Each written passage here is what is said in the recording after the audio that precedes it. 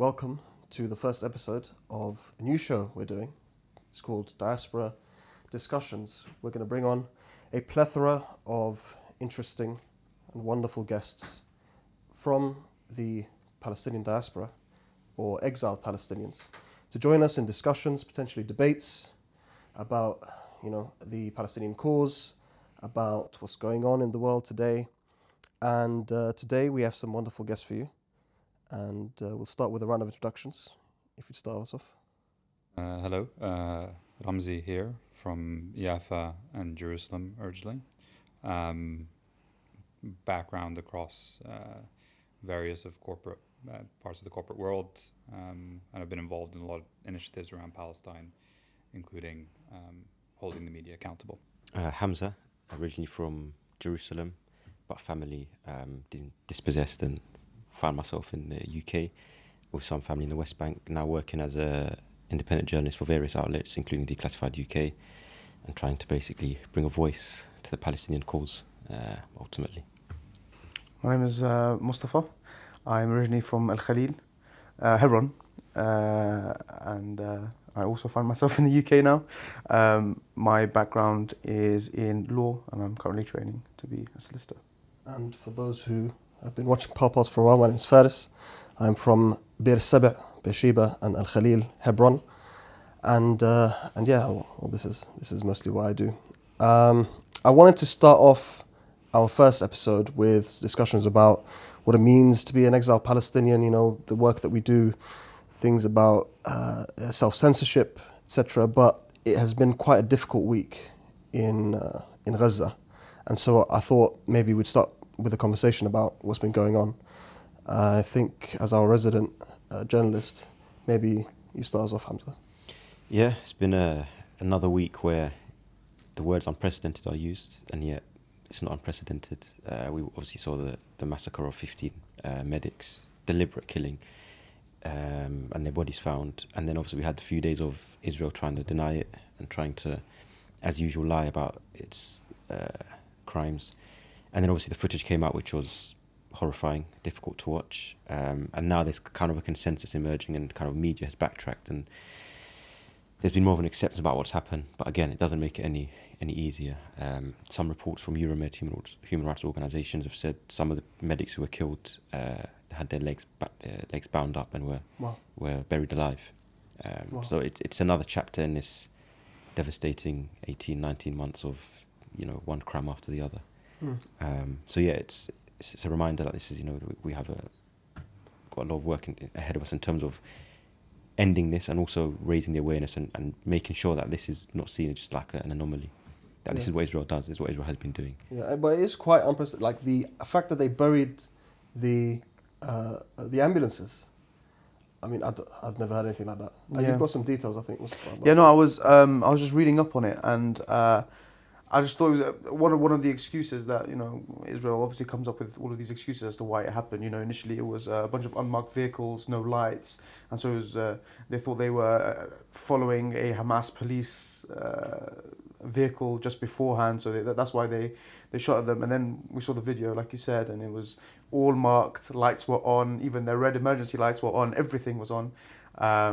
And you saw that the reason that any of them even came out before they were shot at was actually they saw another vehicle with bodies lying next to it, and they thought, as their job as ambulances and paramedics, they went to try and help before the Israeli occupation force opened fire at them. But another excuse that Israel had made was that this was a kind of a rogue element of the IOF, that if it did happen in the way that the media said, it's some kind of, this is not what the Israeli armies or the occupation forces' modus operandi. But it raises the question is, how did they, if this is just some like rogue element, how did they gain access to the diggers that are able to dig like holes big enough to put ambulances in? It's not like you're not just digging 6 feet deep here. It's a huge truck, and that was destroyed as well. So they had the machinery to destroy these things and then dig holes big enough to bury them in. I think it's one of those things that... Yeah, and it's like you guys said, it is their modus operandi. It's literally how they operate. And then every time they get exposed, well, they say, "Oh, it wasn't us." Like with the hospital Al-Ahli. bombing, Al-Ahli hospital. They first say, "Oh, it wasn't us." Or Shirina Ba'aqli. It wasn't us, and then, "Oh no, it was the Palestinians." And then the video comes out, everything comes out. "Oh, actually, no, it was like a stray bullet, or it was something, it's out of the ordinary." And then they'll be like, "Oh, we're going to investigate." And then they'll wait months to investigate. And then after all the media coverage has died down, after everyone has moved on, the media cycle's completely moved on, like 10 cycles ahead. Then they'll say, "Oh, actually, no, it is something that we need to, it's actually the Israelis or the Israeli occupation forces that are responsible." But, I mean, this was like, for me, this is one of the most difficult weeks in recent months. Obviously, since the war restarted, or since they restarted attacking violently, obviously they continued blockading. They broke the ceasefire multiple times. But for me, this was a particularly difficult week to watch what was going on, and not only in Gaza, but also in Lebanon, in Syria, in Yemen, watching the Americans do everything they can to make sure the genocide continues. And it's like, I've had to kind of remind myself to continue working, because sometimes it feels like what you're doing is not useless, but like you're running the same place. You're not really going anywhere, especially with something as devastating as the Gaza genocide. And so I've kind of had to remind myself about what it means to work for Palestine.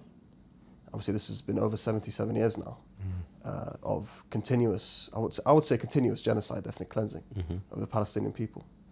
And we still haven't seen any major victories in terms of finding a way towards liberation. But we still have to continue working. I want to kind of get your thoughts. Maybe, Ramzi, you can tell us what you think. Yeah, just in terms of the last week and I think where we are at the moment, I think we're constantly, I think we find ourselves somewhat surprised, although I don't think we should be surprised by the levels of criminality that the occupying state and Israel go to. Every time we see something new, we're like, oh, this is the worst they could do. Whether it's killing children, whether it's using their snipers against children, whether it's what we've seen this week with the paramedics, which is another low. But ultimately, I think where we are at the moment is since the ceasefire was broken, or since the ceasefire was ended, and the war was restarted, Israel has a new mandate, I think, for what it is trying to achieve in Gaza, what it's trying to achieve in the region. Netanyahu, when October 7th happened, Netanyahu came out and said the map of the Middle East is going to look differently after this. I think we're seeing what that means.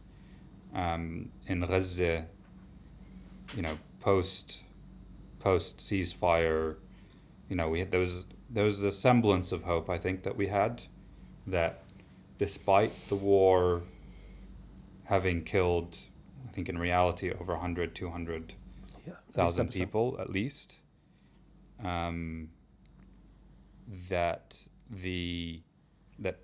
at least Gaza remained Palestinian, and at least Gaza remained resilient in the face, and was forced to remain resilient in the face of the oppression and the criminality and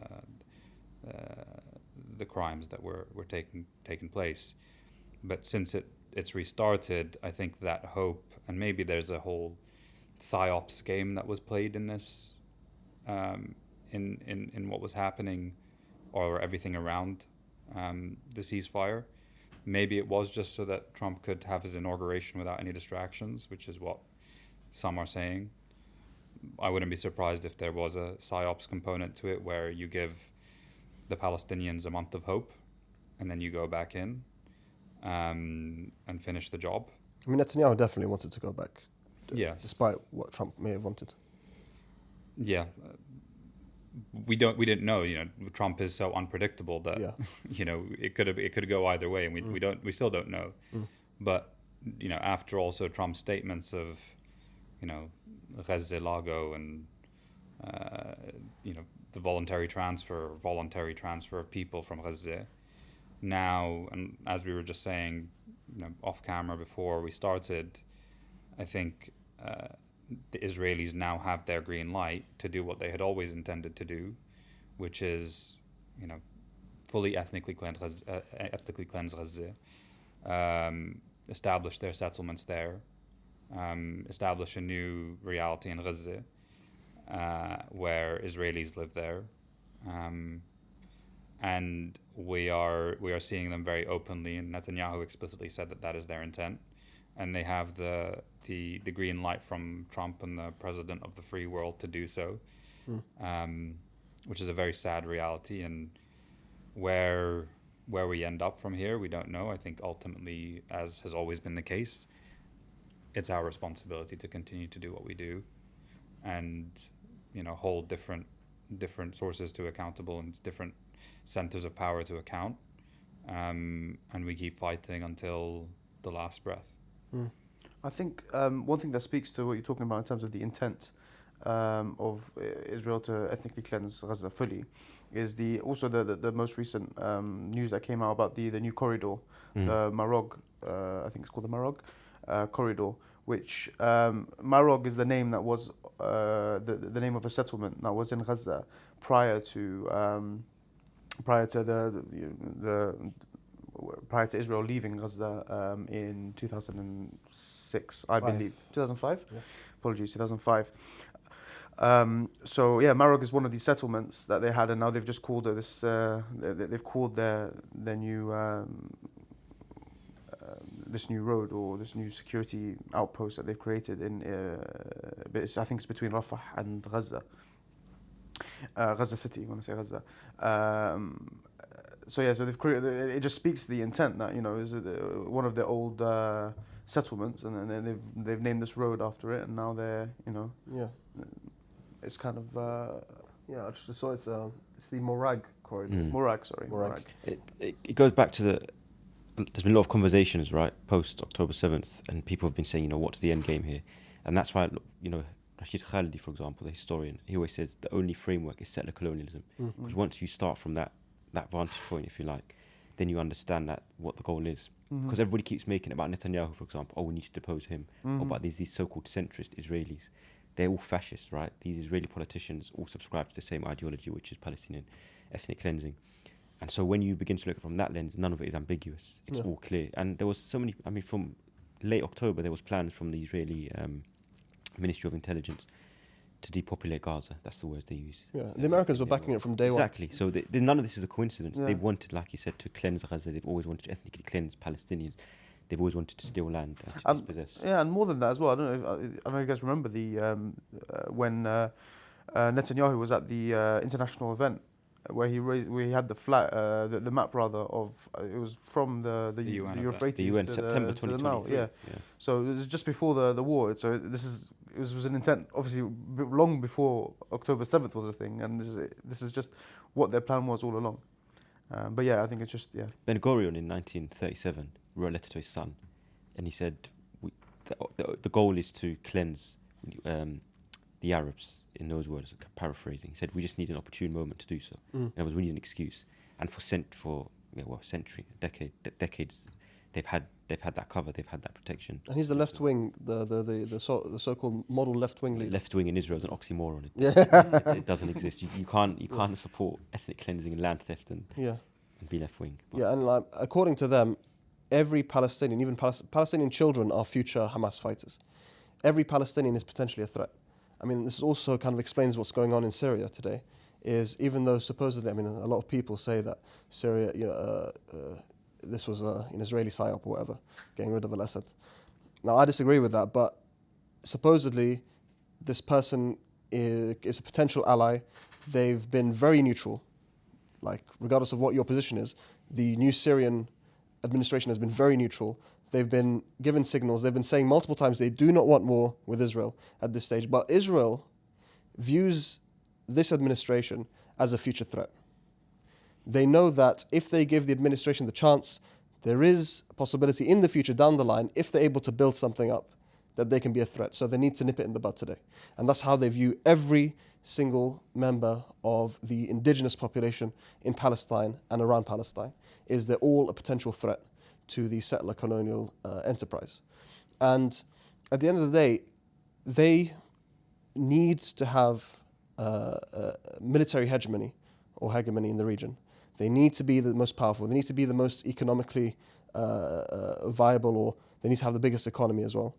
And any attempt at circumventing that is a threat. And they will do anything to make sure that they subvert whatever you're trying to do. And for the Palestinians, just mere existence is a potential threat, because at the end of the day, we're not going anywhere. I mean, before 1948, they tried to buy out Palestine, buy Palestine. They bought 6% of the land. They failed. In 1948, they did manage to expel over half of the Palestinian population, but half still remained, and they're still a thorn in their side. In the 48 territories, they expanded in 1967. They expelled over 300,000 more Palestinians, and yet more Palestinians still remain. And the Palestinians have bent over backwards to accommodate for the existence and presence of this settler colonial entity. I'm talking specifically about the PLO. The PLO gave up almost 80% of Palestinian land. They said, okay, you know what, you can have that, 80% yours, 78%, it's yours, all right? Give us 22% and we'll be happy. And even that's not enough, because according to the Israelis, or on the Israeli perspective, as long as the Palestinians have a foothold in any part of Palestine, they'll be a threat in the future. Okay, we might have a deal with them today and they'll be happy with 22% today. Are they going to be happy with 22% 20 years down the line? I think the few interesting things that I think we've touched on. One is, I think the question of the role of the PLO and what our leadership and who we are and where these decisions take place.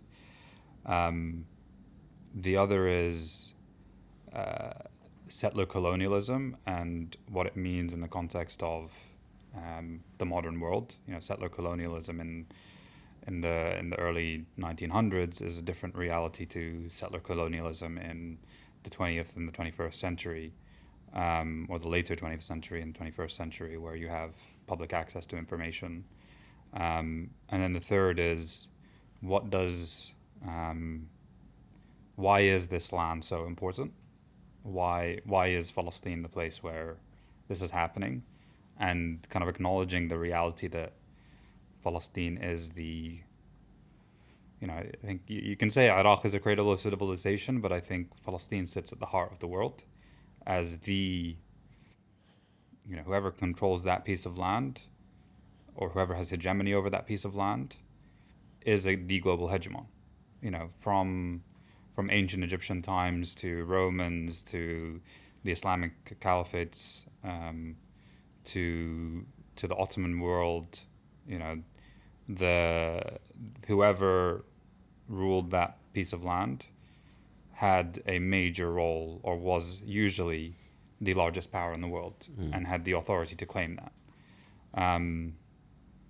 I don't know if you want to talk about the PLO stuff, so I'm going to put that to the side for now, but because it's we'll get into a lot of debates there. But I think in terms of settler colonialism,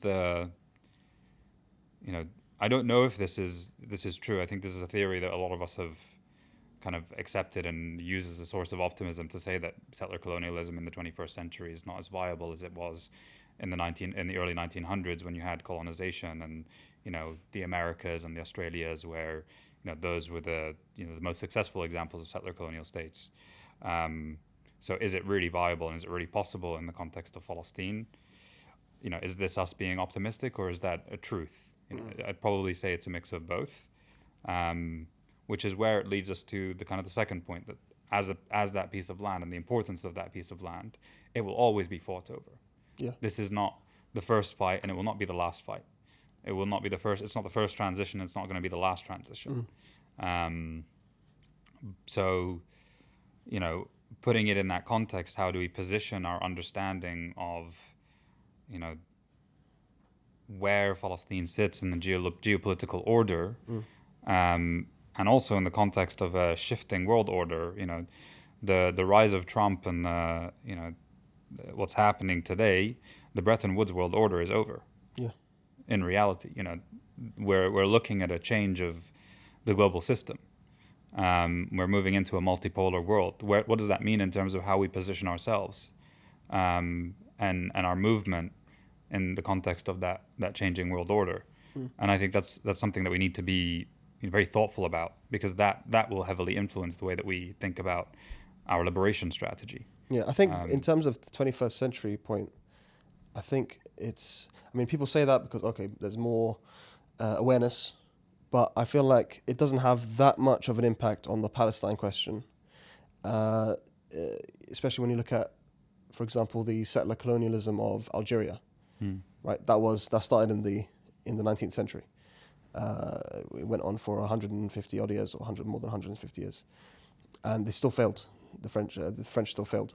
Palestine, like you said, is like it's like a kind of a boiling point, and it's also such an important geopolitical location. And unlike other kind of settler colonial projects, there is the connection that not only that the people have, because of all populations around the world, whether in Europe or in the Americas or in Australia, they have connections to their land. But it's not just the connections to land, it's also the connections between the people and that land to a global ummah. And it's much more difficult to supplant or implant yourself, this cancerous entity, in the heart of a, well, we could say a disunited ummah at the moment, but in the heart of an ummah, and expect to succeed in a settler colonial enterprise. I feel like it's got much more to do with that potentially than for this, I don't know what it means to be, to do settler colonialism in the 21st century, but maybe I could be wrong. It's also a unique case in a sense. People draw parallels with apartheid South Africa, which Israel does have a system of apartheid to subjugate the Palestinians within its territories, but it's also settler colonial state. It's also occupying the West Bank. So you've got three different aspects. So it's not just as cut and dry as a direct parallel to South Africa or to Algeria. Yeah. And then all the convenient factors that it needs to align. It's got the protection of a metropole, which is what settler colonial theory needs. So America funds it and backs it and diplomatically supports it. The UK as well, European Union.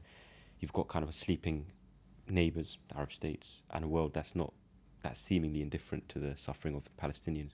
And so all of those factors together, all of those things that should, at least one of them, can be like a thorn. They're all conveniently going in favour of Israel. So I agree, it's a unique case, and there's too much going in favour of Israel. In other words, everything is perfect for it. I don't know. As a state, as in terms of executing its strategy. The external factors, a lot of them, or at least the main ones, if you like. So if America pulled the plug at some point, or we know that there's global attention, global media, we know the grassroots organising. But like with apartheid South Africa, that came on top of or coordinated with other aspects, diplomatic isolation. Now that's happening to a degree, but I just think throughout history, now that may well be changing, but throughout history, the reason why it's been maybe harder to dismantle or to kind of bring an end to the rule that Israel has subjected the Palestinians to is because of, like I said, those factors that have all not just aligned, but have been a mainstay. It's not just something to do with the president. It's all the presidents. It's the entire European Union leadership. It's the entire Arab world. So it's like everything that they needed to go their way has. And like I said, doesn't mean it will always stay that way. But that's why it's not a direct comparison always with whether it's Algeria or South Africa. Because there's occupation, there's apartheid, there's settler colonialism, there's land theft, there's ethnic cleansing. It's so many aspects that go into it. And even the South Africans, a lot of the South Africans that were part of apartheid will say that Palestine is way worse. Yeah. Yeah, I think but I don't think it's always gone their way, and I think I don't want that to be the impression for everybody, because at some points there was pushback by I think even, of all people, Thatcher. I think who decided to have an arms embargo on Israel, and I think at the time was also Reagan. So they've had bumps in the road. no, I know, but as in what I'm saying is that it's if the political will exists, then it can happen. Yeah. And I think it's just a matter of for me, it's a matter of time. I think there's definitely the tide has shifted. A lot of people say in politics generally, like scholars, when they kind of diagnosing things, they say when you're at your highest or at your peak is when you're most vulnerable. And that may well exist for Israel in the sense that they think everything's going so smoothly for them. But like you said, that it just needs political will. But we've said this 1,000 times. There is no willpower. But they're also very arrogant. The Israelis, even if things aren't going smoothly, they can't see it. They refuse. They refuse to see it. Even people who work with them, just in technology, business, they'll say they're arrogant. The way that they speak. I think not just on their it's a. I think also that speaks to something that's some news that happened this morning, which was 2 British MPs, Yuan Yang and Ibtisam Muhammad, I think her name is, were denied entry to Israel. I mean, where are we? Where are we? Where 2 British MPs go to on some kind of diplomatic? Does this speak of the impunity that Israel has, in the sense that we know they're Labour Party MPs, right? The Labour Party has bent over backwards to support Israel. Keir Starmer, within a few days, said Israel has the right to withdraw water, electricity, power, etc., endorsing collective punishment. They've defended Israel time and time again. And yet Israel can just do that. In other words, it's not even like a token of respect. It's just we do what we want. Yeah. But I mean, UK is another American vassal state, same as Israel. They're on the same level, kind of. So if they want to... I mean, the Keir Starmer has said that... Well, he hasn't said... he's tried to avoid talking about, but it's become clear that it's not really possible to allow Netanyahu back in the country without arresting him, right? So this could be kind of like a tit-for-tat kind of thing. It's like, okay, you're going to arrest Netanyahu, we'll arrest you. Something like that, maybe. They've toyed around with the idea of diplomatic immunity. Yeah. I mean, he went to Hungary, and supposedly the Belgians are saying they can't arrest him. He's going to the US very soon. The US is not a party member. I know. But I mean, like... And Hungary pulled out of the ICC. Yeah, they did, yeah. Which I'm very happy that that's happened, personally. Why? I think that... And this goes back to the point about a changing world order. The systems that were in place prior to October, or they still are in place, but they were more intact, let's say. The ICC, the ICJ, the United Nations General Assembly, the United Nations Security Council, etc.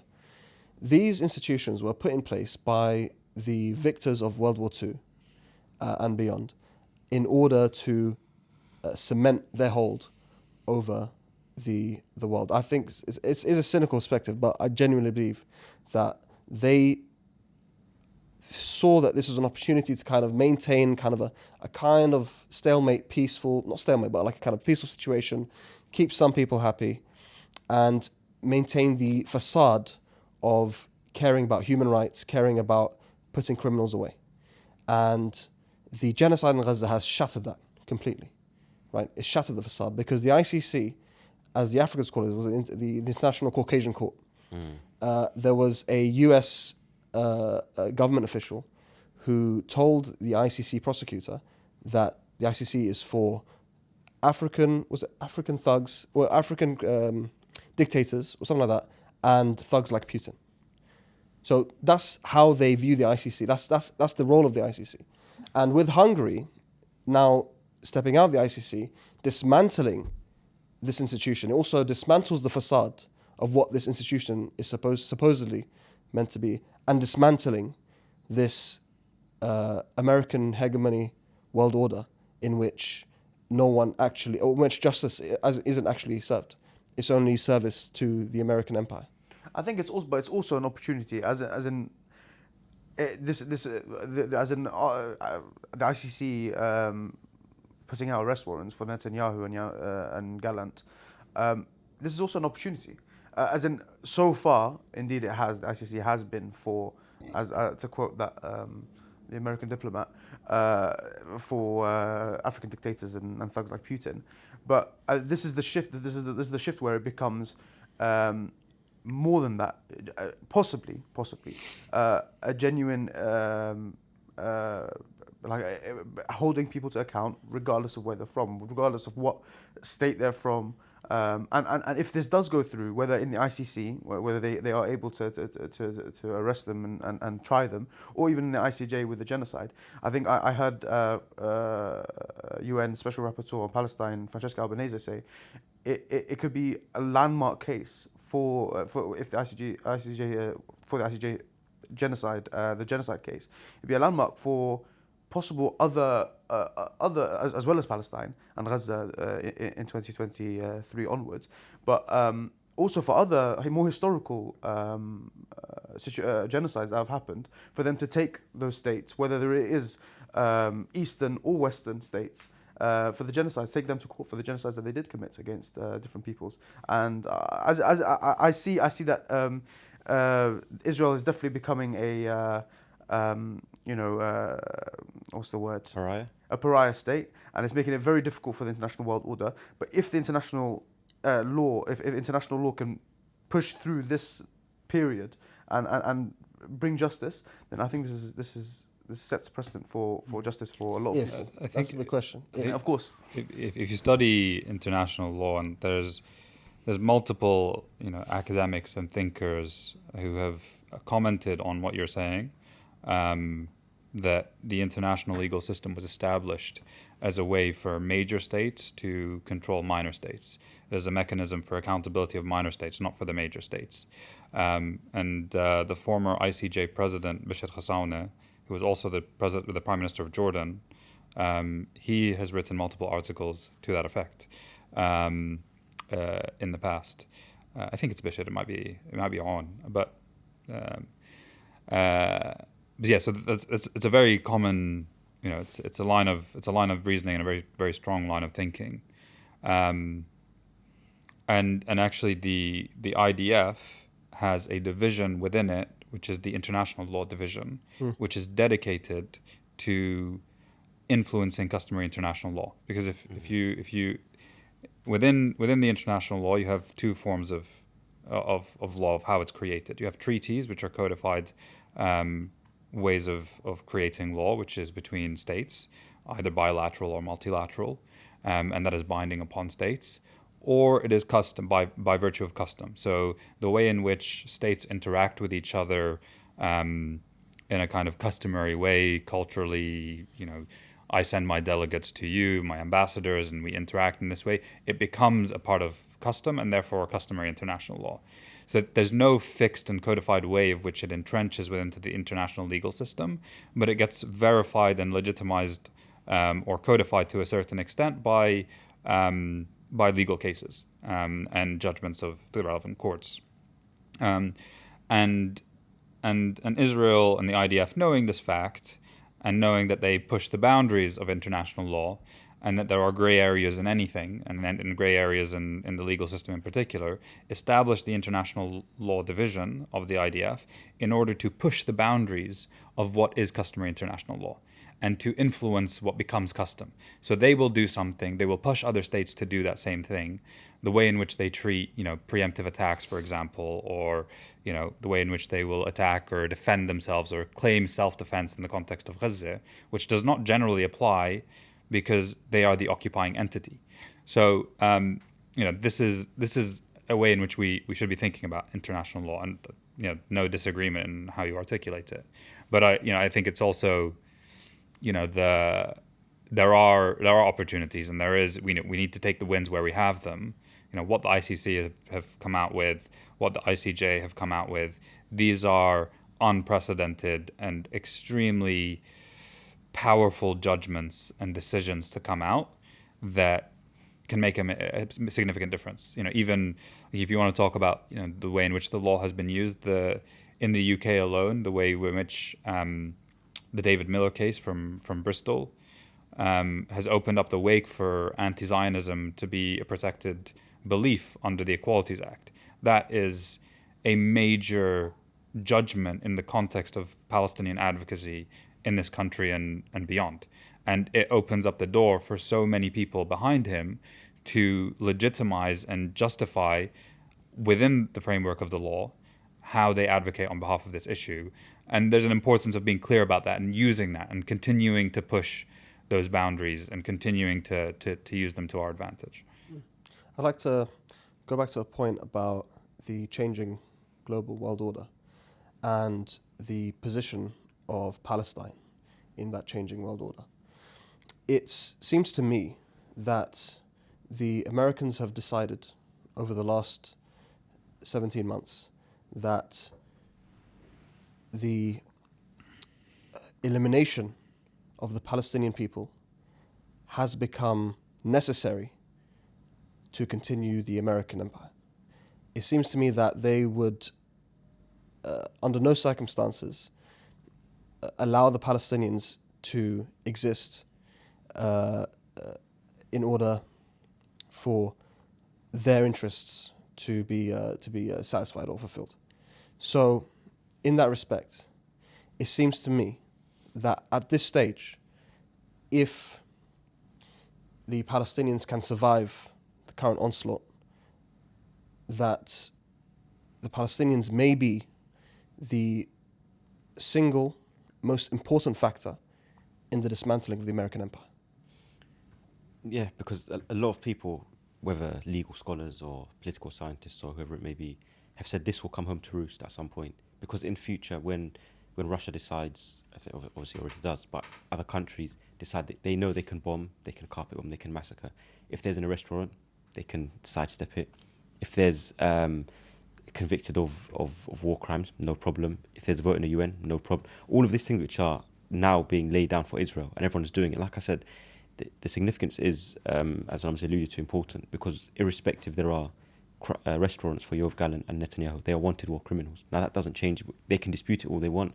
The media can put it aside. Everyone can ignore it. That is still an established fact, as is the ICJ case. And when you can continue to neglect those and continue to sidestep them and basically muzzle the importance, at some point you'll want that to be enshrined, and it won't be the case, because you've shattered the precedent. You've shattered any kind of momentum that would have. Because as I said, Israel is dismantling everything with the Americans.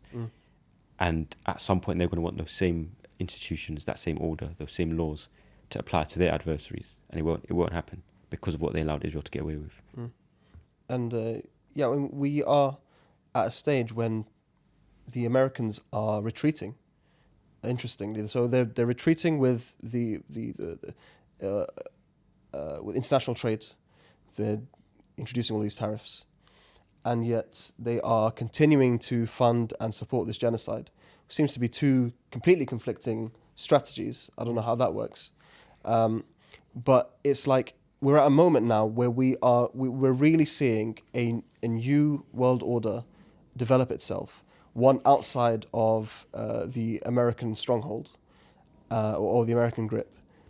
The countries who are going to now suffer because of these tariffs are going to now strategize among themselves how to deal with these things.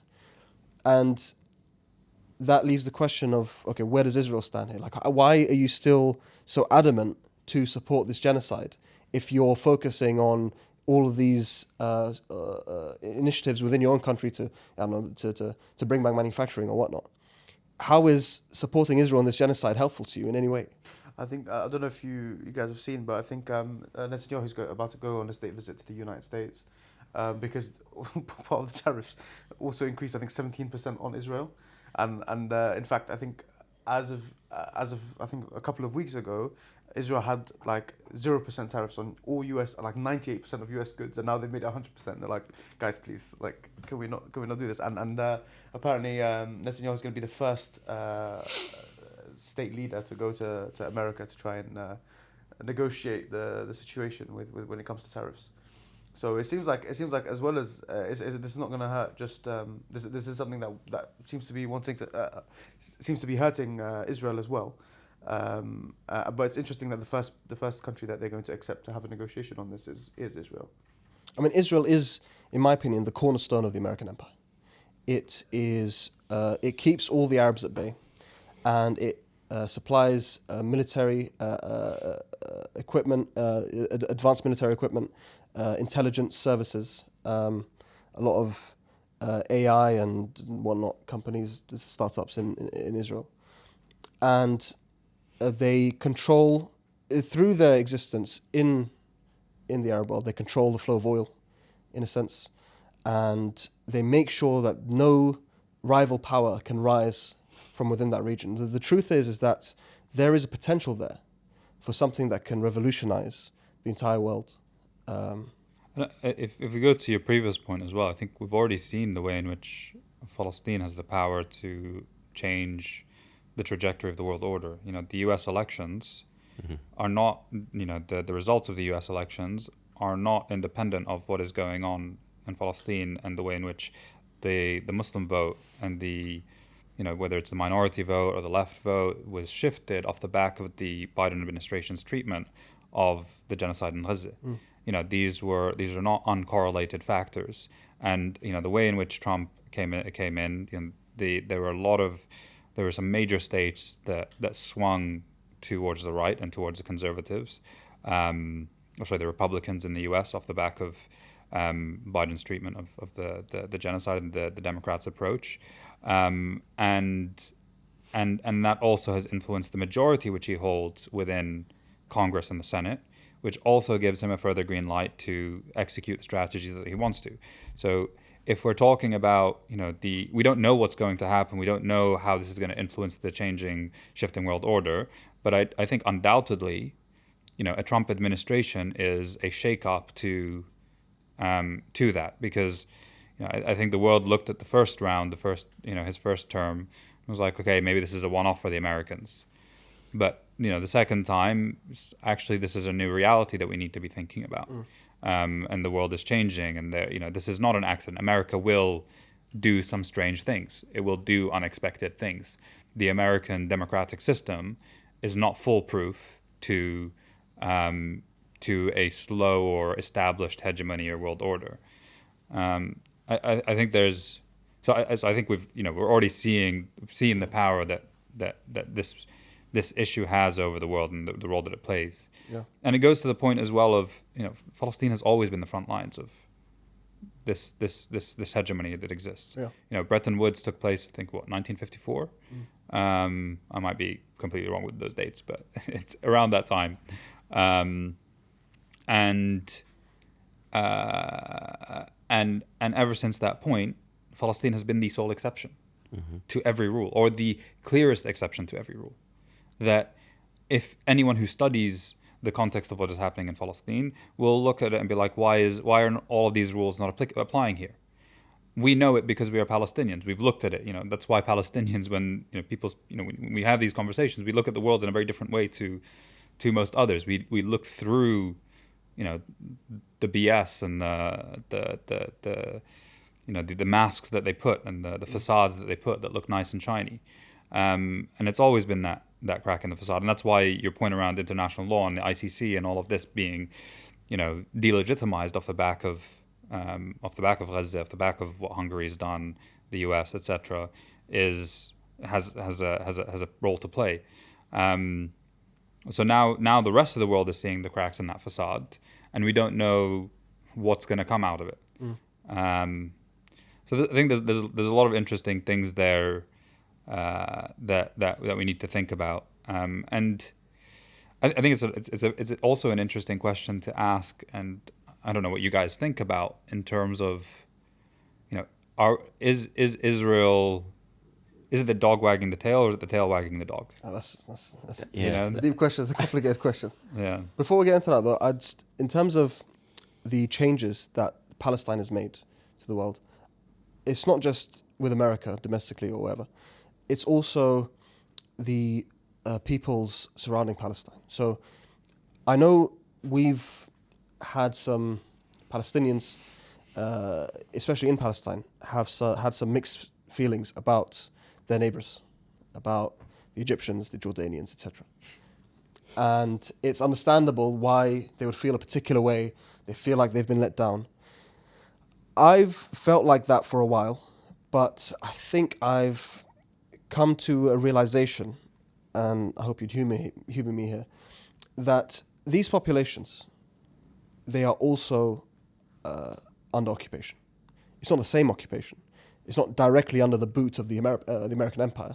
It's through the proxies that they have, Sisi, etc. But they are under occupation. They wouldn't even rise up for themselves. and we're upset that they're not rising up for the Palestinians. And it's an emotion that's justified, or understandable rather, to be upset that they're not moving, right?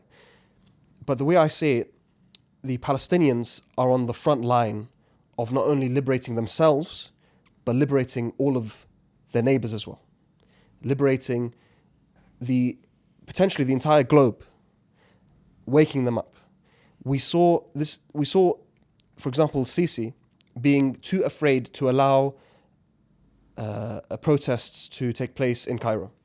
Because he's afraid as soon as people start gathering, they're going to start, chanting for Palestine, and then they'll make the connections and they'll be like, wait a second, this guy we have in charge here, he's part of the problem. And they start. So he's afraid. That's why he clamps down on everything, right? That's why the Egyptians can't move. If they could, the Egyptian people, if they could, they would. If they could, they would. I believe that, even though I know many are very disappointed with what's been coming from Egypt and elsewhere. If they could, they would. But what's going on in Palestine today, the sacrifices, the devastating sacrifices that are being made, will, inshallah, they'll pave the way for not only the liberation of Palestine, but the liberation of the peoples around Palestine. And if the people are liberated, that will completely change the landscape. Yeah, the word used, waking up, I think 100% is an awakening at the moment. And it's not just in the Arab world. Yeah. And I think when you talk about neighbours, obviously we always make the distinction, leaders and populations and whatnot.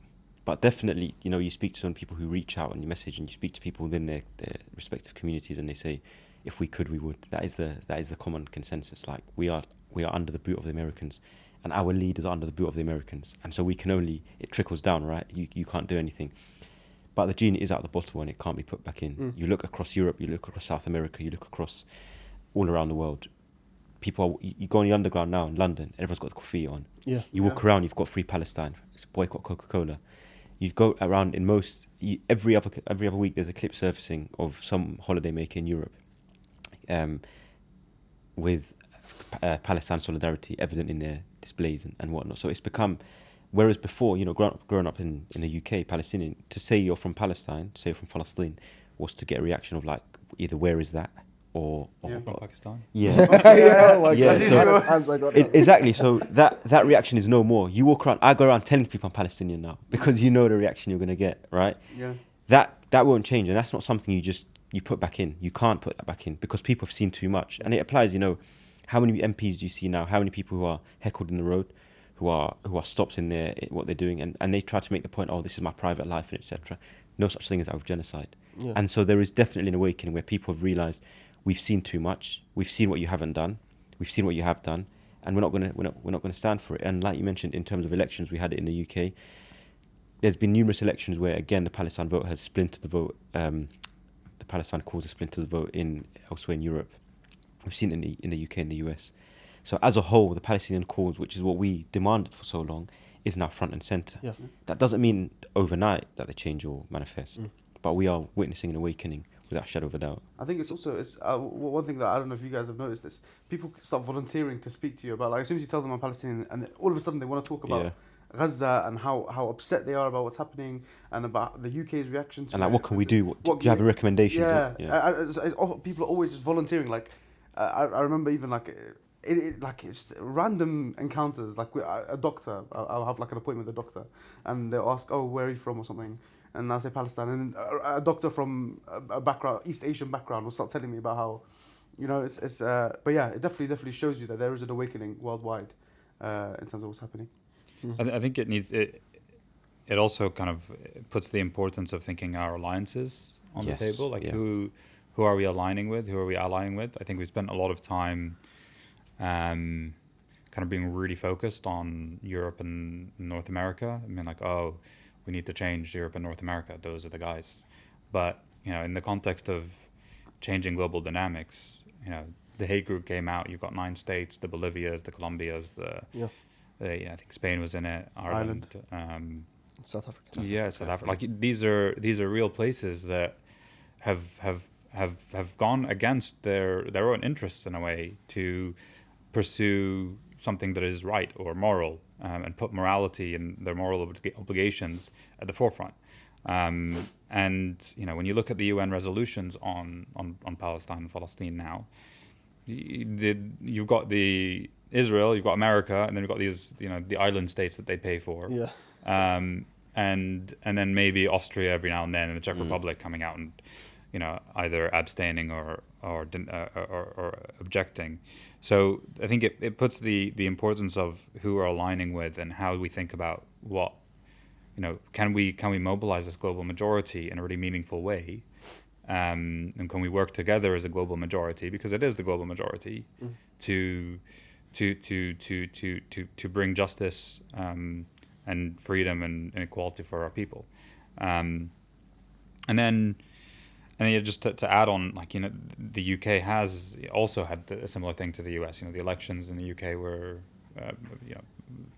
breakthroughs in terms of you had 4 candidates that won on Palestine mandates. Yeah, Lian Mohammed was 500 votes away. Yeah, from unseating the health minister, Wes Streeting, who was in line to be the next head of the leader of the Labour Party.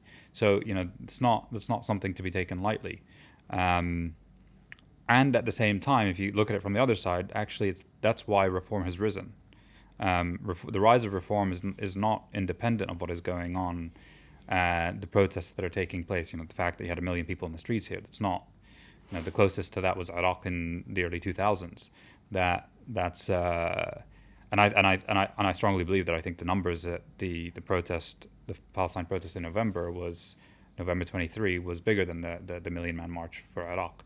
So if we go back to the point about reform, I think and what we saw happen as well in the last summer with the Muslim riots and the riots against the Muslims, which were off the back of a stabbing that took place in Liverpool, that wasn't actually a Muslim person who committed it. It just ended up being scapegoated to the Muslims and then created this whole series of riots. That's kind of the reaction of this right wing and the rise of the right wing in UK and Europe, that we also do need to be very wary of. But it kind of goes to that point of how is the world changing off the back of October 7th in the last 2 years. And we made great progress, I think, with the last elections with these candidates, and I think the Lib Dems did very well off the back of, because of that. The Green Party had some progress.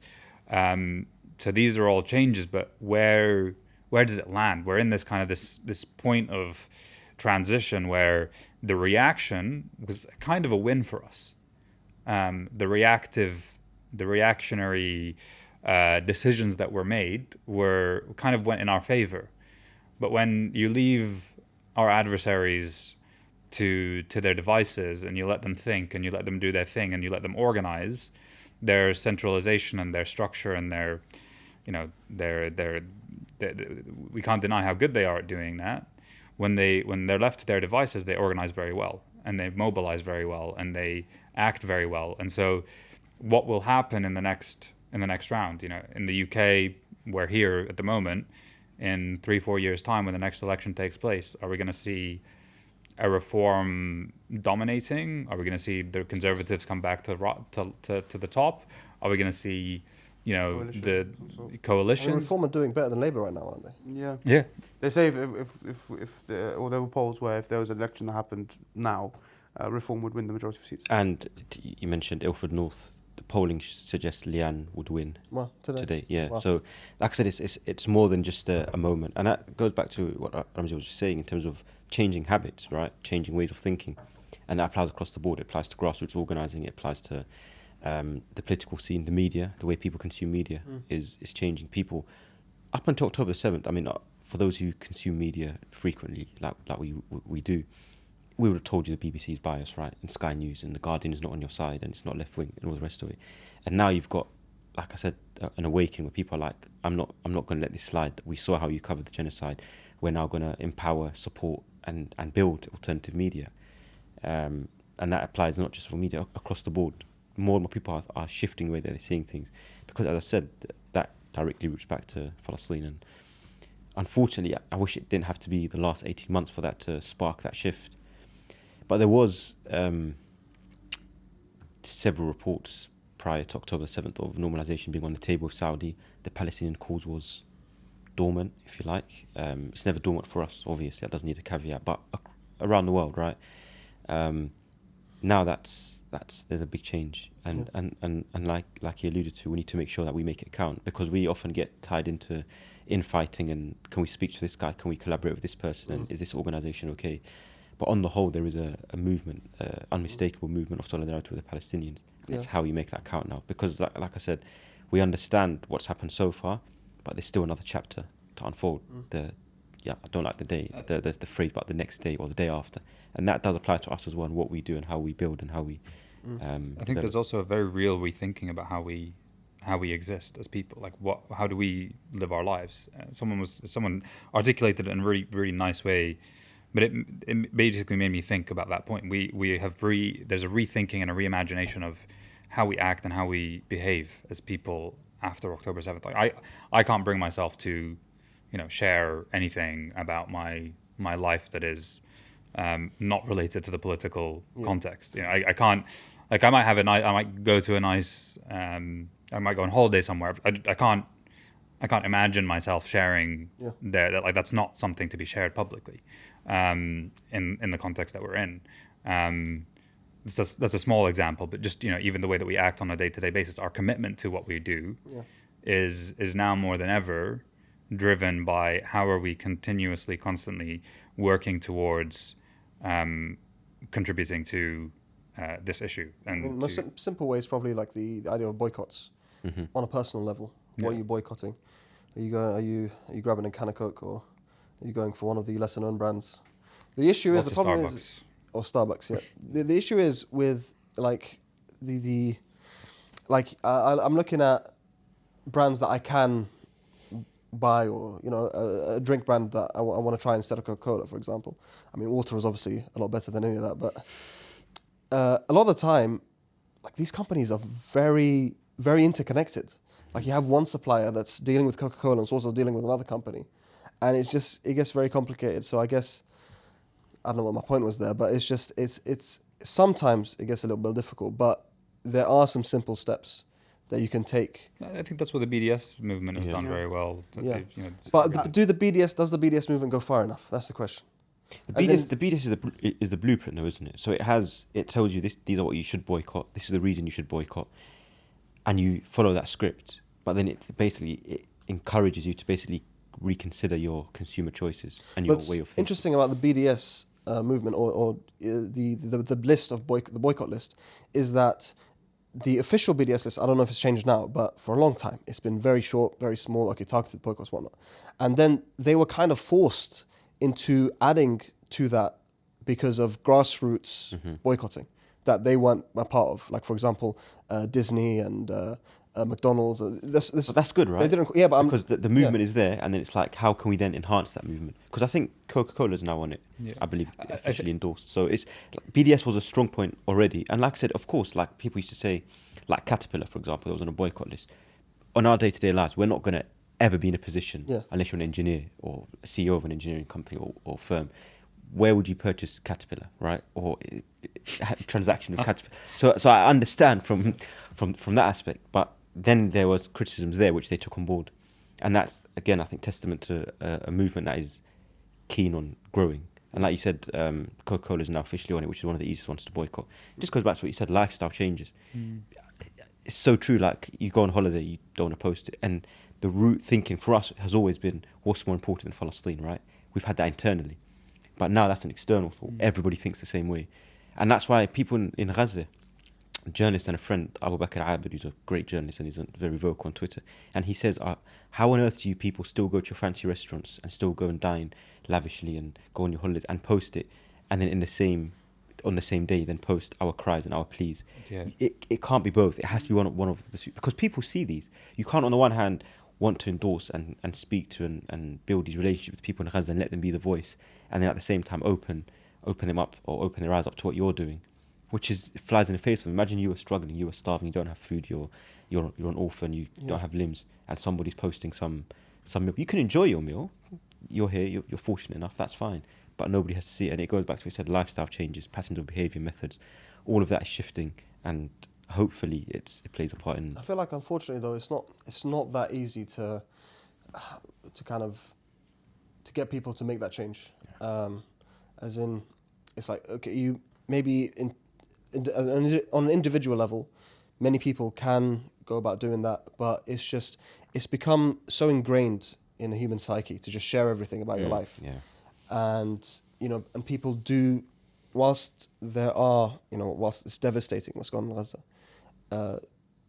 Unfortunately, I don't feel like we can expect people who maybe they consider themselves allies to do that all the time, to be there, to 100% do everything in their power, because at the end of the day, it's a bit disheartening. But I think it's a spectrum. I think it's just, like it's personal in this context of I can't bring myself to do that. Yeah.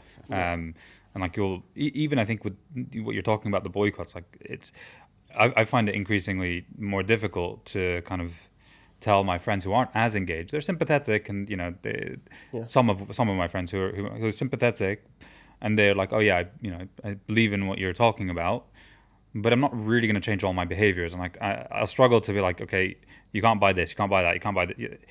I feel the need to be a little bit more specific of, okay, what's the most important thing for me to at least push them not to. Like my childhood friends all have been boycotting Starbucks for 20 years, but continuing that now in the context where we have like a really long list is very different. And I think just going back to the point around BDS, that BDS was able to do what it did, and maybe it was a bit slower in the initial kind of pre-October, was the fact that it's built on the legitimacy of a consensus-based approach of bringing together a lot of the major parties within the Palestinian, movement and within the Palestinian body politic to agree on, BDS as a mechanism for accountability. And now they've been kind of pushed in a slightly different direction, if you want to say that, or I don't know to what extent that's the case, but these are, that strategy and that approach is valid, and I do think we need to be thinking about how do we, because some people sit on the end of the spectrum where they're not that engaged, they're sympathetic, but how do you engage them? How do you maintain that level of engagement? How do you continue that level of sympathy to do something, at least a little bit, whether it's just speaking about it or telling someone about it, liking a post to the full extent of I can't post about anything else, and my entire life has changed off the back of this. That's a whole spectrum, and how do we navigate that and move around it? The reason I'm so cynical on particular things like lifestyle and stuff is because I think we've witnessed a few times throughout these last kind of year and a half onwards, is that people's engagement does dip. So you go to the protest, for example, when there is a ceasefire, and I'm not naming and shaming, saying you have to go to the protest, but you go to when there's a ceasefire and it's like 50,000 attendees, right? But Shaban gets burnt alive in his tent and there's 150,000, which is fine, but I think it's the worst thing of all of this would be that if at the end of it we still haven't kind of got that peak engagement, we haven't changed our habits, or we haven't at least said, okay, I'm going to commit to X, Y, and Z. And I think that's the issue. I think so many times we've thought we're at a moment where it's a real flashpoint, if you like, and things are going to change. And then when it naturally, like as the human mind works, is like when something doesn't seem pressing, it goes on a back burner, right? And I wouldn't want that to be the case here, because too much has happened for that to be the case. Yeah. So you shouldn't only protest because of a particular moment. You should protest because there is a state that is occupying a people and dispossessing them, etc. Yeah, it's an ongoing thing. Whereas I think I agree with the strategy in terms of tying it to particular moments, and I get that for marketing and all the rest of it. But you don't want to get to a point where you only, because you don't want to go back to that's what it was before. Yeah. There's a flashback. Gaza was only ever in the news 2009, 2012, 14, 21, and now that's the only time it'd be in the news. You wouldn't hear about Gaza before or after. But we don't want to get back to that, because as I said, this is a settler colonial framework, this is a settler colonial state. Yeah. It's oppressing, it's terrorizing, it's massacring. And I would hate for after all of this, because as I said, too much has happened, for us to reach a point where people then become apathetic and indifferent again. Yeah. I think we're way past that point. As in, unless we're able to snatch defeat from the jaws of victory, we're at a stage where it's so far gone. The next stage is liberation. That's where I'm at right now. It's like we as Palestinians in the West, we need to figure out how to work, strategically and to the best of our abilities. But the way the Israelis are talking, their actions in the West Bank, in Lebanon, in Syria, in Gaza, most importantly, it's not the actions of someone who's just going to stop and say, okay, you know what, we're done now, we've had our fun, let's go back to pre October 7th. They're on the path of annihilation of the Palestinian people, and I think you said it's acting strategically. I don't know if I'm as optimistic about it as you that next stage is liberation. I fear that next stage could also be complete ethnic cleansing. But what are they going to do? Are they're going to kill all Palestinians? That's what they say they want to do. So Okay. I don't know. I'd like to believe that, but it's about if we need to make sure that we're acting strategically as well. Like if 100%. off the back of this, we also haven't been able to organize ourselves to a level where at least our best minds and our best people are so in tune, aligned, working strategically, coordinated to be proactive and not just reactive, that we're perpetually just a grassroots reactionary movement, then I think that's also a defeat. I mean, that's my point about snatching defeat from the jaws of victory. As in, there's like the momentum we have right now. I'm not disagreeing. I'm just saying that the momentum we have right now is not something we can just throw away easily. At least it's something that we should continue, and we're just at a stage where it's impossible to look in any direction except liberation. It's impossible because they're not going to allow us to just be defeated and to exist.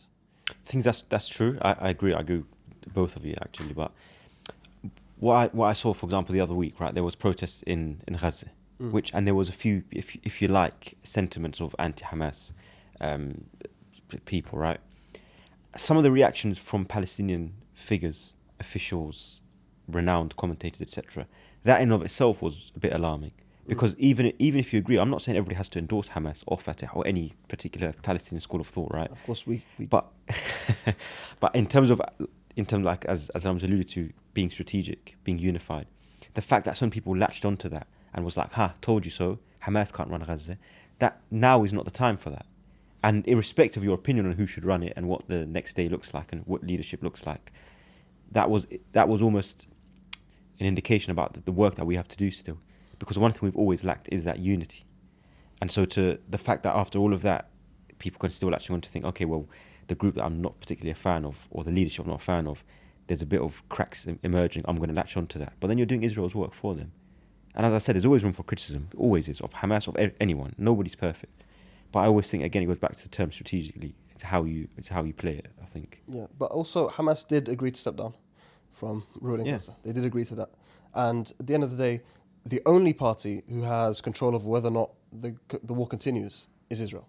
Of course. They're the only ones. Yeah, so if you're protesting the Palestinian resistance, whilst some of your sentiments might be understandable, you're protesting the wrong people, because the Palestinian resistance have at every point attempted to end the war in a way which allows the Palestinians to remain in Gaza. And the Israelis have made it clear that they refuse to allow the Palestinians to remain. They want to ethnically cleanse, and in lieu of that, just kill. Like if you can't get rid of the Palestinians by moving them, you just gonna have to kill them. And that's what people should have been saying, rather than say, oh, well, actually, this is right. They're entitled to their views. Of course, they're entitled to their views, but you shouldn't be then kicking the boot in at a moment when you take away the attention away from the occupier and the oppressor, which is Israel. It's interesting you mentioned that, because this brings me on to a point I wanted to discuss, which is the idea of self-censorship. Right now, like you mentioned some things about Hamas, criticism, etc. But we know as Palestinians living in the West, we can't have an open and honest conversation about Hamas because of their status as a prescribed organization in America, in the UK. If you can't realistically, in good faith, have an open conversation about it, because you simply cannot welcome any and all opinions about what Hamas is, whether Hamas is the best thing or the worst thing for the Palestinians, etc., etc. And so, kind of, my question to you guys is, how have you dealt with self-censorship what are your guys' thoughts on where we are right now in terms of having open conversations? Self-censorship. Do you wanna- I think, I think one thing that is important, or one thing that I think is important for people to know, without supporting any specific parties or organizations or anything like that, it's occupied peoples do have a right to Armed resistance. armed resistance. That is something that does exist, and we can talk about that. Now, I think it's not. I don't think everybody. Actually, I think the majority of supporters of Palestine might disagree with certain things that organizations like Hamas have done in the past, which I think is fine. But sometimes they don't want to, whether we want to discuss that or not discuss that, because we were talking about the idea that the more egregious party, the party that's causing all of these issues, the true cause of this is the occupation of Palestine, right? So that's the root cause, and that's why we think also in the West, when we're looking at what influence we have being in the West, it's our government as well as the government of the US and the EU and some other governments in the EU that have influence on Israel and their trade with Israel and arms trade there. And that's why we focus on these things. So I think we can discuss more broadly the ideas of international law when it comes to the right to resistance, without having to specifically talk about any or these specific organizations. And I don't think it's not our place really to support or not support, because we don't live there. That's not what we're talking about. What we do support is the liberation of the Palestinian people. What we do support is the enforcement of international law. And so I think that's the most important key thing. So it's like me talking about, like, I can criticize Trump, but it's not my place to say, oh, we should vote Democrats or Republicans. That's not, you know. It's a bit of a dead cat, isn't it? In terms of, yeah, it's not really that relevant. It's relevant in terms of, okay, if you're talking about Gaza, Hamas is the organization that has leadership over it, right? But even then, it's under siege, right? Mm-hmm. Gaza has been under siege for 20 odd years. But it's almost similar to kind of the accusation of antisemitism, right? It's as soon as you mention something, it's flipped. It's like, oh, are you now endorsing a terror organization? Are you now being anti-Semitic, etc.? Whereas actually, if you're just, as you mentioned, if you stick to what international law says, then who is anybody to challenge you? But it's too easy for them to basically say, well, actually, all your points are moot because you're basically endorsing a terror organization of what is here considered here. So I think it's if we use their frameworks, then we don't get anywhere. As you said, if you then divert it instead to what they are, an organisation who are under occupation, the people live under occupation of Israel, then you're going back to the parameters which it should be spoken under. Yeah, but rather than going into, because remember that period after October 7th for about 2 months, any Palestinian who came on air was asked, do you condemn October 7th? Yeah. To this day, you probably get that. Yeah, and it's, again, it goes especially back to... Piers Morgan. Yeah, it goes back to, like, why is that important anyway? Why do I have to qualify to speak? Yeah. Why do I have to jump through multiple hoops so that my voice can be heard? And then even then you're putting have a checkpoint kind of thing or a checklist which you have to then tick off, okay, now he can be heard. And it just completely diverts away from what the reality is. And as you said, the main enemy is Israel. And this is a framework that was built by Israel to stop accountability for itself. That's what this framework is if you support a specific organization that's prescribed, therefore your voice, you are in essence a terrorist or a terrorist supporter, sympathizer, whatever it is, and therefore your opinion is invalid. But yeah, like I said, this is the framework. It was one that was built by the Israeli PR machine in order to stop us from talking about the crimes that they do commit. And I think that is the framework that we talk about, is the crimes that Israel is committing. My experience of it is, I guess, that it's multifold. There's one, because my earliest is probably kind of socially, growing up in environments where, I think we've all grown up in environments where we're the only Palestinians or a few Palestinians, and it being like, oh, don't talk about it too much. That's, you're depressing the conversation. Why are you talking about? Why are you always talking about politics? That's one softer side, and now it's kind of, I don't really care anymore. And I think it's important for everyone to hear. And then the next is kind of professionally.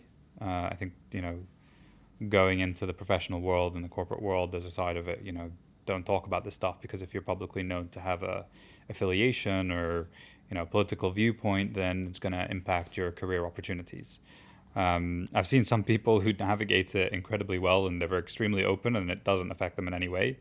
I think the cautious person in me or the skeptic in me is kind of like, inclines towards, let's keep it quiet, and I'll come out when it's really, really necessary and really, really valuable. And to be honest, post-October, I think it's a completely different reality anyway, because, there's if you're not going to speak now, when are you? If you're not going to be open, when are you? And then the other is, navigating, depends where you are. If, going to the Gulf from time to time, that comes with a degree of censorship and self-censorship. Some people are, you'll speak to people and they'll say Palestine, they'll whisper it, or they'll say Gaza, or, they'll do it like that place, and I understand where it comes from. I don't do that, but it is there's an angle to it, particularly if you're on phone calls as well, people in that region. So that I think, and these are all sad realities and sad components that we have to navigate. And I know people that have been deported from those countries, and I know people who've been arrested in those countries and questioned by intelligence services in those places for nothing, more or less, for posting on social media. And then I think there's a side to it, which is, do we want to go to Palestine at any point?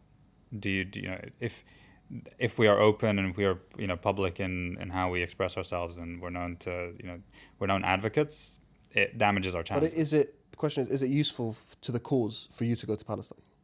That's is the question. It more useful for you to be outspoken? That's the question that we all have to navigate. What's that give and take? What's that push and pull? Like, everyone has a role to play. I think that's the biggest thing for me as being part of the diaspora of Palestine. I think that often, or at least when you go back, or if you've been lucky enough to go back to Palestine or be in Palestine, you have there's a pull to it that you're like, oh, I just want to be here. I want to be here. But one thing that for me at least, is something that I realize is, like, sadly, just by chance, we have the opportunities here in the West in terms of advocacy or other avenues, whether journalistic, legal, whatever it is, that's open to us. That's just not open to people in Palestine. And I think that's where when people ask you, like, what is it that I can do for Palestine, is think about the things that you have access to, the skills that you have, and the things that you can do that people in Palestine can't. Right, so I think that's the push and pull that you're talking about, which is like, and sometimes it's obligations. You might have a family obligation there, and if I have family obligations to the land, I need to be wary of, how do I navigate that in the context of being able to enter. It's not whether I'm that's a very personal thing that can be for someone to navigate, and I think a lot of people navigate, and even there's a question of is being outspoken more valuable than, for example, a person getting to the top of the chain of, a massive institution where they can have a pretty significant role to play in it. They're different fights, and I don't think there's a right or a wrong. It's just about how do we divide and conquer as a movement? How do we and how do we choose our battles? Everyone has to choose their battles. What's their battle to fight? And then obviously, I think, without saying, I think we can't speak very openly about designated organizations and all of that jazz. Yeah, I want to touch on the point about anti-Semitism that you made earlier. It's come to a stage where the charge or the accusation of anti-Semitism no longer means anything globally. It's like if you're being charged with anti-Semitism, people kind of brush it off now. Obviously, depends what circles you reside in. And so the actual instances of racism towards Jews, get swept under the rug, essentially, and not dealt with, because the term anti-Semite has now lost all its meaning. But there's also another point, which is that for the Palestinian people, it's not our fault that our oppressors are Jews, right? Like, you want to label us as anti-Semites because certain Palestinians in Palestine use the term Yehudi instead of Israeli. But you call yourself the Jewish state. You implant Israeli flags on Palestinian homes, or Stars of David on Palestinian homes that have been stolen. You tattoo the Star of David onto the bodies of Palestinians that have been tortured. You draw the Star of David into the rubble of Palestinian homes that you've destroyed. And yet the Palestinians now come under this charge. It's not that you're Jewish. You just happen to be Jewish. You happen to claim you represent the Jewish people, which you don't. But you happen to do that. And you also happen to be my oppressor. And now I'm getting tone policed as a Palestinian because I'm just stating what you claim yourself to be. So I think there is kind of something we need to reckon with, here in the West especially, about what the accusation of anti-Semitism means against Palestinians specifically. Because it's not coming from a place of European anti-Semitism with blood libel and all that. That's not where it comes from. It comes from a place of there is a self-proclaimed Jewish state occupying, colonizing, and destroying, genociding the Palestinian people. And kind of the question is like, how do we navigate this whilst being true to our advocacy,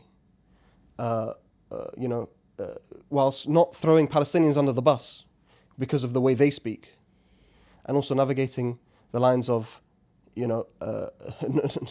not being accused of anti-Semite. But again, the accusation itself doesn't really hold much water. Go on. No, go on. I just think it's quite funny as an accusation. Often it's like, the only reason that people care about Israel or the crimes of Israel is because they're Jewish, right? Or they don't believe that a Jewish state should exist. As if, as Palestinians, we'd be okay with anybody else to come and take our land. It's like, I'm not going to say the phrase because I feel like I'll be cut out. But as in accepting anybody else coming and taking your land. It's just a funny exercise to think about. If it was, for instance, if it was Portugal who decided to come and occupy Palestine and genocide our people, we'd be like, yeah, because they're Portuguese. And that's actually what Rashid Khalidi said. Yes. He said it's the fact that they are Israeli, it's an Israeli state, the fact it's a Jewish state, is purely incidental. That's nothing to do with the resistance of the Palestinians, that's nothing to do with the opposition to it. That just happens to be the way it is. And that if they were from Portugal, if they were from Czech Republic, it would be the same thing. And so, again, it goes back to that formula and that framework of how it's been allowed for you to, what's allowed for you to say. And Hamza al-Ramzi's book is a really good book, which is Perfect Victims. And he actually mentions, he goes, this is as you said, this is a Jewish state. They call it the Jewish homeland. They enshrine Jewish supremacy in their laws. They encourage the migration of Jews to their country. The Star of David is everywhere. And yet I am now at fault for calling it for what it is. And that's ultimately where we are. And again, the accusation is, particularly we saw here, for example, with Jeremy Corbyn, and it continues to be used, is used as a way of to silence people. But the problem is as well, in our movement, we have a lot of very good, very active, progressive Jewish supporters, right? And their experiences then get tarnished, right? Because when they do face anti-Semitism, that accusation, as you said, because of the Israeli right, because of the Israelis and the state and what is encouraged, their experience get diminished, and no one is interested in them. But they're also called anti-Semites. Exactly. Yeah, so they get called self-hating Jews. Their experience of anti-Semitism suddenly don't count. They face anti-Semitism, and yet they get, because of their political affiliations, which tells you that what is this accusation steeped in, right? It's nothing to do with actual racism, because people that endure it don't get the same. It's just a silencing tool, right? And as you said, more and more people are kind of waking up to the tactics that are used to basically silence. But it's honestly quite sad. Whether you anti-Semitism in general, we're all anti-racist here. That's it's part of the ideology that or the idea that we hold. Whether you whether you support Israel or not, if you're attacked because you're Jewish, this is wrong. Like we all agree that it's wrong. Exactly. Yeah. You know what I mean, it's just like why the way that the term has been diminished, or the accusation has been diminished, is genuinely damaging. And it's damaging to Jews in general. Exactly. Because anti-Semitism is real. 100%. And that's the issue. And anti-Semitism is historically a European issue. Yeah. More than it is, an issue for our region. Yeah. And I can't explain it enough, that when people say, oh yeah, but the Palestinian cause is always race, and I say, come to just one protest and listen to the cheer when somebody from NatMod or someone from an organisation that represents Jewish people or a Jewish speaker comes up, and listen to the cheer, listen to the roar when they come on stage. We have no issue, but they've made it an issue. They've kind of portrayed us as these people that we inherently hate Jewish people, and it's not the case. We hate our oppressors. Even like more recently, if you guys remember the march that happened in February, I believe, where there was a lot of back and forth between the organisers of the protest, and having to divert it. The police deciding to divert it away from the BBC. The BBC, because nearby there's a Jewish synagogue, which, like from what I've heard, would have been they would have finished the Saturday. Service?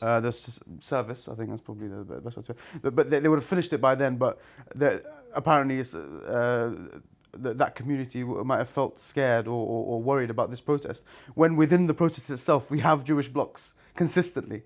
And it's like, I don't know, it's some kind of... And when they pointed it out, they were ignored. So how serious are your concerns? Yeah. If you're only willing to hear what one particular aspect of that community is willing to voice. And I mean, there might not be enough time to get into this, but it's just a thought I've had. And I believe that Zionism itself is an anti-Semitic ideology, because what the early Zionists essentially did, knowingly or not knowingly, is they sold the Jewish people into servitude of empire, because the settler colonial enterprise could not have worked without the support of the empires, of the powers that be. Without Britain's support, there would be no Jewish immigration to Palestine. Without America's support, they wouldn't get, they wouldn't get vetoes for every time they commit crimes, and they wouldn't be able to commit such a genocide. And what they've done, the Zionists, the early Zionists at least, they've basically put the Jewish people who are looking for a safe haven on the peripheries of empire and on the front lines, making Israel, the settler colonial entity, the most dangerous place for Jews in the world right now. It's literally the most dangerous place for Jews. And so they claim that they want a safe haven for Jewish people, and that they want to protect Jews. But they're putting Jews in harm's way. In Israel, they're putting Jews in harm's way across the world. The growing anti-Semitism because of Israel's actions, because they claim that they're doing it in the name of Jews. And overall, they're just making life more dangerous for Jews everywhere. But I think it's also, this is another historical point that we can mention, which is the Zionist entity attacked Jews in other countries like Iraq in order to force a kind of migration they blew up a synagogue of Jewish people to Israel. So as in, like, in its creation, it was dangerous. They were dangerous to Jewish people. I think it was Theodor Herzl or Ben Gurion, one of them, where they I think there was a question put to them, or a speculation, where he was asked if I could save. Bear in mind, the State of Israel came after persecution of Jews in Europe, and they basically said, if I could save half of Jews, but they'd be in Palestine, or I can save all of the Jews, but they're somewhere in Europe, I would save half to have the state in Palestine, which tells you this is about ethnic cleansing. It's a supremacist state, right? It's nothing based about protection and safety of a minority community. It's based purely on ethnic cleansing of an indigenous population. Yeah. And that's, as I said, we're talking about formula and frameworks. That's the only framework to look at. And you look at the allies that they made. I just got to send a message by my lovely producer. Arthur Balfour, who wrote the Balfour Declaration in 1917, said, support the establishment of a national home for the Jewish people in Palestine. Also, as Prime Minister in 1905, supported the Aliens Act, pushed through the Aliens Act, banning Jewish refugees from entering Britain. So you can see the kind of deals that the early Zionists made in order to push their vision through. There are claims to say that European and American support for Zionism was a byproduct of anti-Semitism Mm. because it enabled them to migrate Jewish populations that were persecuted off the back of the Holocaust to a land outside of their own, because otherwise those Jewish populations would have come to Europe and the other states of Europe and Dealing with the North Jewish America. question. And then if you look at, for example, the protests in the U.S., the Zionist protests and the pro-Israel protests, they bring anti-Semites to speak at their protests, and these are right-wing, Especially from white Christian right, nationalists, right? It's the same. It's the same narrative point. They share that interest. Neither of them want Jewish populations in their region, and so they align on that point. And in the American right, they have the evangelicals, who Ilan Pape says they want to barbecue the Jews. Essentially, their support for the settler colony is not just out of racism towards the Palestinians, but also their hope for bringing forward the rapture and bringing back the Messiah, and in which case the Jewish population there will be slaughtered. That's how they see things. So even today, like you mentioned, their strongest allies are actually the most virile the most filthy anti-Semites. But yeah, on that note, I think we might end today's episode. It's been an engaging 2 hours. I want to thank you all for joining me today. And 2 hours. has it been 2 hours? It's been almost 2 hours. Time flies. Indeed it has. Maybe an hour and 45. But yeah, thank you guys for coming, and I hope see you guys in another episode. Thank you very much. Pleasure. Thank you.